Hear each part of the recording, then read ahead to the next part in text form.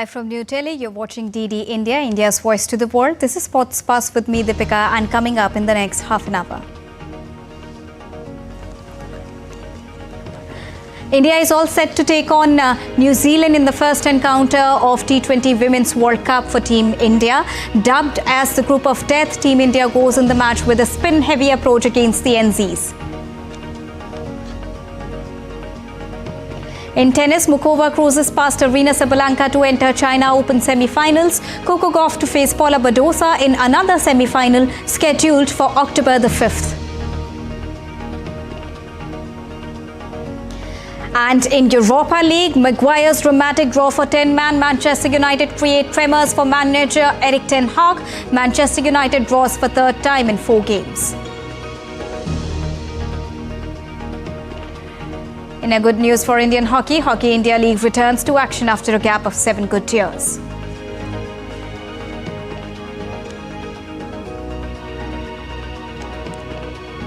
Let's begin with T20 Cricket World Cup first, as India is all set to begin their T20 Women's Cricket World Cup campaign against New Zealand in their opening encounter at Dubai's International Cricket Stadium. Well, India, who've got a tough challenge in front of them, would like to begin on a victorious note to avoid any further tournament pressure. Let's take a look at the pre-match review.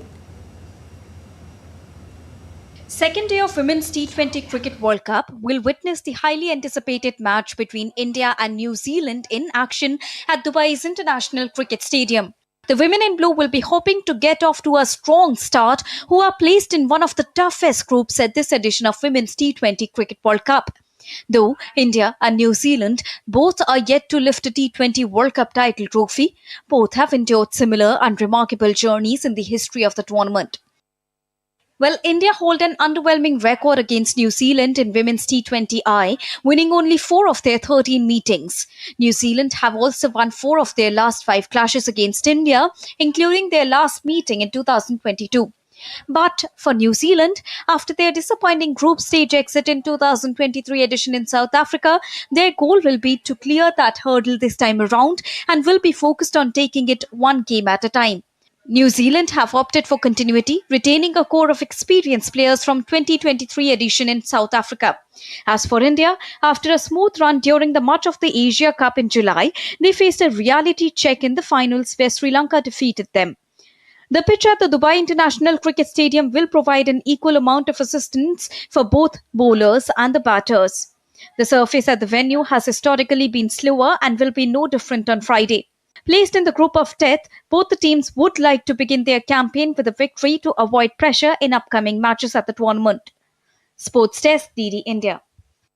In the match, Harmanpreet Kaur is all set to play at number 3 spot, a position she hasn't played often in her long career, as India is all set to take on New Zealand.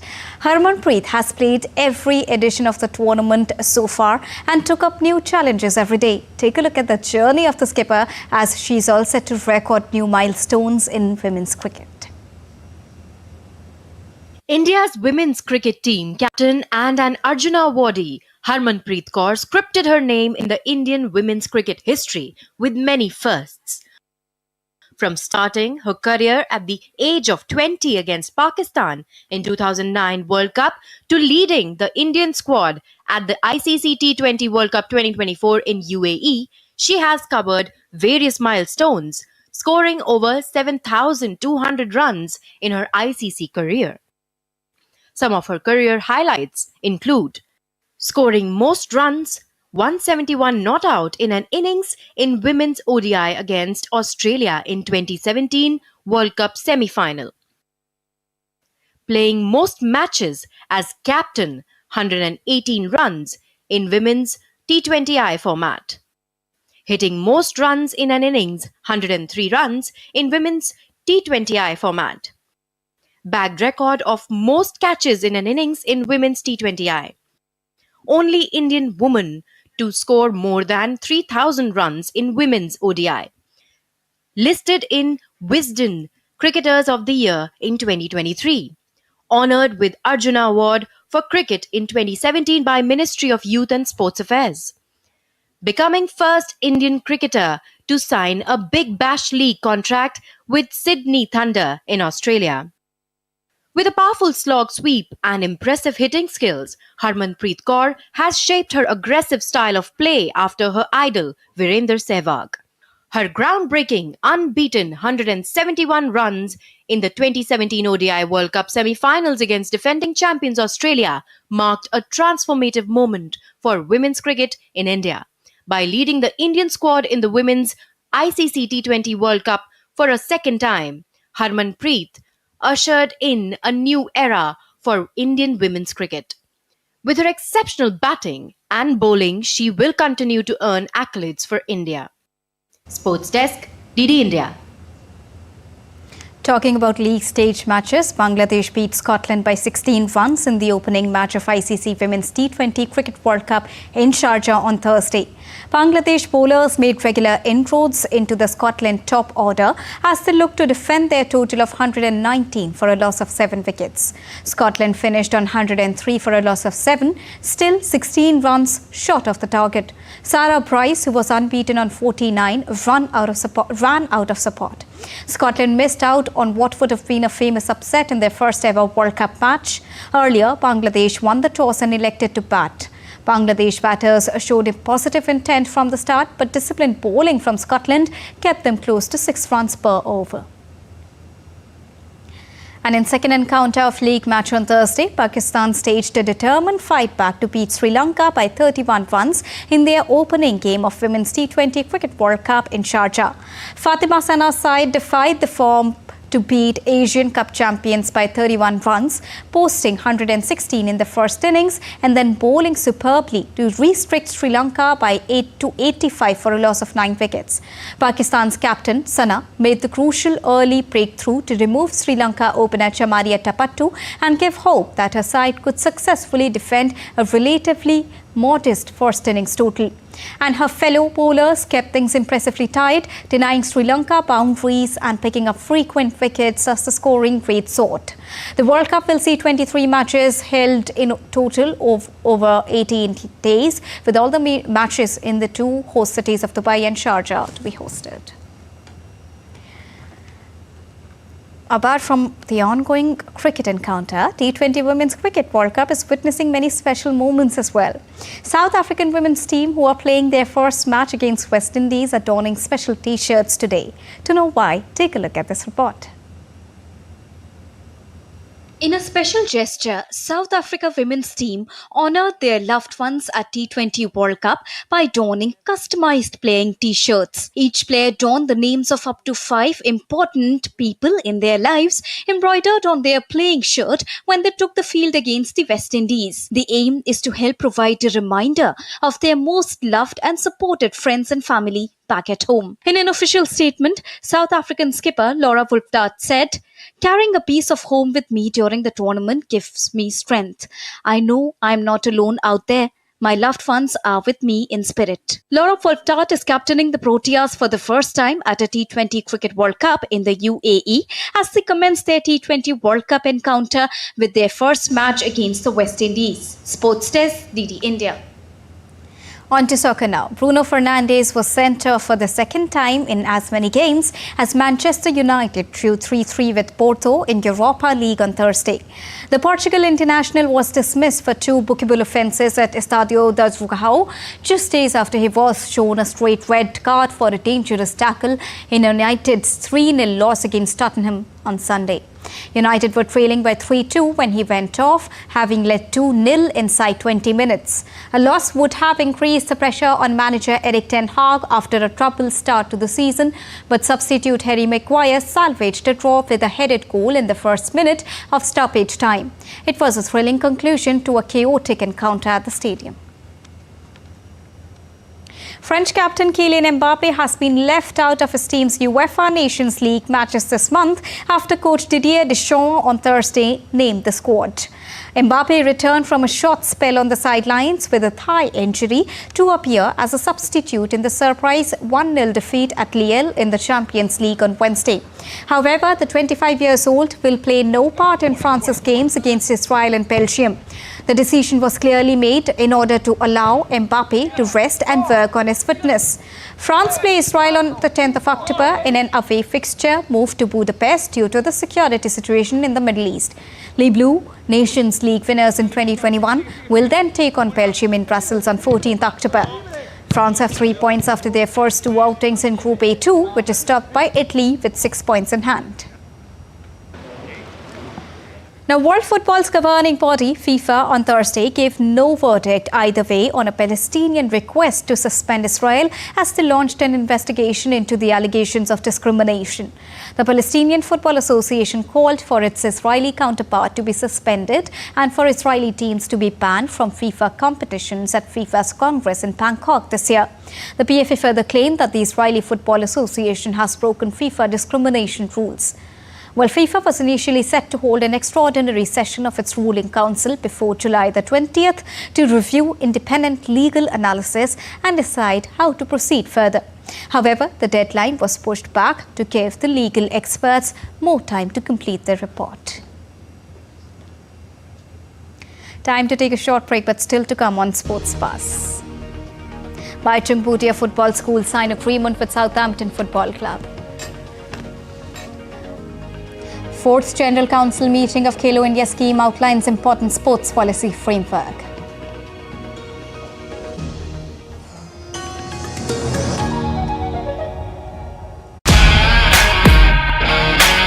This is a golden era of the Indian chess with both the men's and women's team winning gold at the Olympiad. What do you think is driving this incredible success for Indian chess on the global stage right now? Some level it was always bound to happen, and India has come very close in some Olympiads, and then they unfortunately couldn't get the gold medal, but this year I think was the golden year and we managed to get it. How you maintain your focus, your composure during the tournament? Just try to focus on one thing at a time, helps me get into the groove, get into the mode. Focusing on the current moment really helps.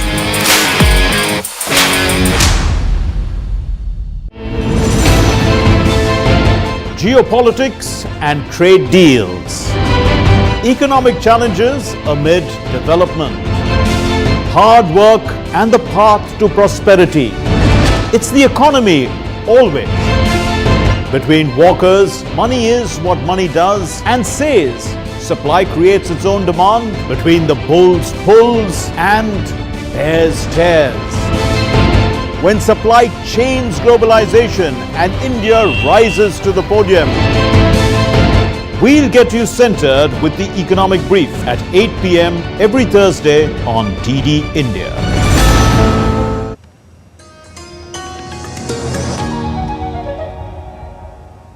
Welcome back after that short break. Let's continue. Soccer's player transfer system will be in the spotlight and could even be on a brink of collapse when the Court of Justice of the European Union on Friday will announce its ruling on former France player Lassana Diarra's case against FIFA. Diarra has claimed that FIFA's transfer rules had blocked him from moving to a new club after his contract was terminated by Lokomotiv Moscow in 2014. FIFA's regulations stated that if a player breaches his contract, which is then terminated by the club, his new team is jointly liable with the player to pay compensation to his old one. That happened when Schalke attempted to sign Diarra. However, FIFA refused to issue an international transfer certificate, effectively preventing Schalke from registering Diarra. In Saudi Pro League, Karim Benzema and company locked up another Al Ittihad but put away Al Akdoud by 2-1 on Thursday. The former Real Madrid striker Benzema was first in the board for the visiting side when Moussa Diaby set him up nicely inside the box in the 50th minute. The victory put Al Ittihad at the top of the table with 15 points alongside champions Al Hilal, who have a game in hand. Brazil called up Paris Saint-Germain's Lucas Peraldo to replace injured defender Cleison Bremer in World Cup qualifier matches against Chile and Peru. Juventus centre-back Bremer will undergo surgery and after suffering an anterior ligament injury during Wednesday's 3-2 victory at RB Leipzig in Champions League. The 20-year-old was a regular starter for Sao Paulo before Paris Saint-Germain signed him on a 5-year contract in January. He debuted for Brazil in March. Brazil placed 5th in World Cup qualifiers with 10 points after 8 matches. Top 6 teams out of the 10 will qualify directly for World Cup. Hockey India League is all set to return this year after a break of 7 long years. The league is scheduled to start from last week of December this year and will go on till February next year. This also marks the first time that an event will feature teams from both the categories. Here's a report.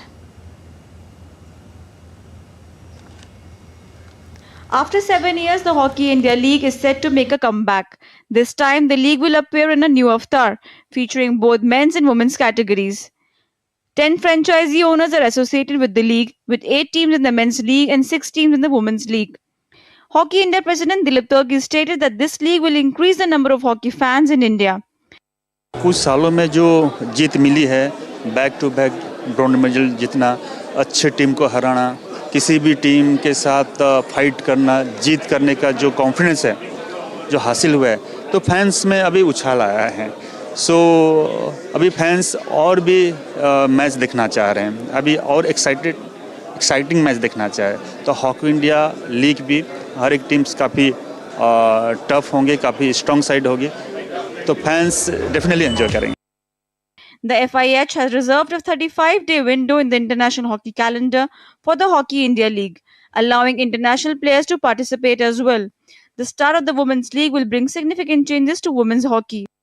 Women's team that really excites me. I think this league is going to do wonders for the women. I think women in sport, especially in India, need platforms like this. And, you know, at JSW, we've always promoted our women, and this is the time now. We're looking forward in LA for the women's team's turn to win their medal. Truly believe with the success of Indian hockey over the last few years, this is going to be something special, and we're very excited to be part of it. You know, women's sports is on the rise in India at a faster pace than men's, so that's why we were very keen on buying both the men's and women's. The matches of the Hockey India League will be held in Rourkela and Ranchi, with the men's league taking place in Rourkela and the women's league in Ranchi. The player auction for the league will be held in Delhi a few days later. Suchitra Bharadwaj's report for DD India. JSW Sports will own both men's and women's team of Punjab and Haryana in the Hockey India League. DD India Suchitra talked to the owner of the team, Manisha Malhotra, about the return of Hockey India League and the inclusion of women in this. Take a look. Hockey India League is back and with a twist. Now there's going to be a women and men's league, and we have with us Manisha Malhotra from JSW Sports, who are going to own Punjab and Haryana men's and women's team. Manisha, what is going to be the main reason for being associated with this hockey league? The main reason is to give back and grow the sport of hockey in India, and it's one of the greatest sports. It has a very strong connect with our nation, and we want to bring it back to the glory days where India was the powerhouse in hockey. So we're coming off back-to-back Olympic medals, and JSW Sports has really been very, very passionate about Olympic sport, and this is another one of those vehicles where we want to grow and really have a very strong team, but the main focus is going to be the development of hockey in India. And they are going to be women's team. Not many franchisees, some have opted only for men's team. But you're the only franchisee that have opted for both men's and women's team, that too for 2 states. So what's the main reason for supporting the women's team? Well, the Jindal family, first of all, believes in equal opportunity. They have a big focus in women in sport. And from an Olympic perspective, we have a lot of hope for the women of our country. And, we have, as you can see, I was the only woman sitting up there also. So it's a very commendable thing that we want to grow women's sport along with men's sport. And this is a great opportunity, and we didn't want to pass that by. You also talked about the return on investment in women's sports being higher than in men's sport. So how that's going to be a major factor when it comes to, supporting women's team for the other franchisee also? Yeah, I think the return on investment, will be pleasantly surprised with the product that is out there. I think that there are a lot of good women hockey players. We've just not ever had a big platform. And this is really going to be their coming out party. So I do hope that the 6 becomes 8 and then even grows at parity with the men. So that is the goal. Any realistic expectations from season 1 of this hockey league? Absolutely. I think we're all in it to win it. And our, Parth is a super passionate sports lover, and he's very competitive when it comes to sport. So I'm sure he's going to be front and center and screaming his head out. But we're really looking forward to this. It's not just year one. We want to build a movement which gives hockey its credit and grows teams in a way that is more sustainable and gives the whole sport a fillip as a pathway to entertainment. Thank you so much for talking to us. So Manisha Malhotra from JSW Sports, she is hopeful that this Hockey India League that contains men's and women's team is going to be a game changer for the sport of hockey in India. With camera person Mohit, this is Suchitra for DD India in New Delhi. On to tennis now. Gauff survived a scare to beat Ukrainian qualifier Yulia in 3 sets and make it to the China Open semi-finals on Thursday. Gauff, who seeded 4, fought back to defeat 115th ranked Yulia by 2-6, 6-2 and 6-2 in Beijing. She will next face Paula Badosa in semi-finals. Gauff, who's chasing an 8th single title, surged to a 3-0 lead in the deciding set on the way and sealed her place in the last 4. Coco will also take on former world number 2 Paula Badosa, who disappointed home fans with a 6-1, 7-6 victory over China's Zhang Shuai. On the other hand, Karolina Muchova ended number 1 seed Arina Sabalenka's 15-match winning streak to enter China Open semi-finals in Beijing. Muchova saved 2 set points in the first set and came from 4-2 down in the third to advance by 7-6, 2-6 and 6-4 in the match that continued for 2 hours and 46 minutes. Reigning champion Sabalenka had not lost a match since the Toronto quarterfinals at the start of August. Now Muchova has defeated world number 2 3 times in a row. Muchova is playing her 7th tournament after her comeback from wrist surgery. Now the Czech player will either face Mira Andreeva or Chinwen Zheng in the semi-final match. On to chess now. 2 of the world's most exciting young talents, India's Arjun Arigaisi and R. Pragnananda, faced each other at Global Chess League.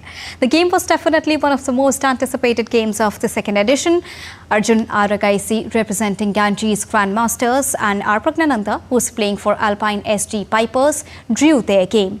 However, Alpine SG Pipers clinched the match by 11-6. In another match, American Gambits defeated upgrad Mumbai Masters by 11-6 and PBG Alaskan Knights turned the table on defending champion Triveni Continental Kings by 15-3. The comprehensive victory helped the Alaskan Knights take the earliest lead. Baichung Bhutia Football School, which is India's largest football academy, have announced a landmark strategic partnership with one of English Premier League's oldest sides, which is Southampton Football Club, to develop grassroots coaching system across the country. Baichung Bhutia Football School are known for training football players at the grassroots level, and they believe that this collaboration will provide Indian young players with an opportunity to train alongside professional players from international clubs. Southampton FC, I think, today is one of the elite academies in England. And if you look at the players that have gone on, I'm sure you can Google it, some of the biggest names in world football that produced those players. And for BVFS, after 14 years, we've realized that it's important for us to grow as well. We've been big in grassroots, we've contributed to Indian football in a bigger way, but it's very important that for us to grow, we needed more expertise, we need expert knowledge, and that's where we felt that Southampton was the right club for us, because looking at the academy programs and the setup and the players, I think it was a great for us to go and tie up. India's Minister of Youth Affairs and Sports, Dr. Mansukh Mandavia, chaired the 4th meeting of the General Council of Khelo India scheme in New Delhi. In a significant announcement, the minister said that a draft sports policy has been released on ministry's website for public consultation. This policy aims to modernize and update the current framework in line with the evolving sporting landscape of the country. Stakeholders as well as the general public are invited to submit their feedback. Once finalized, this policy will also serve as a model for states that have yet to establish their own sports policies. That's all for this edition of TD India Sports Buzz, but do let us know your thoughts on the news of the day. For those on the go, you can get all the latest news and updates from India and across the world on the TD India mobile app. The app is available on both Android and iOS platforms. Scan the QR code on the screen to download it right now. We'll be back with more news as it breaks here on TD India. I am Deepika, and from all of us here in New Delhi, thank you so much for watching Sports Buzz. Namaskar.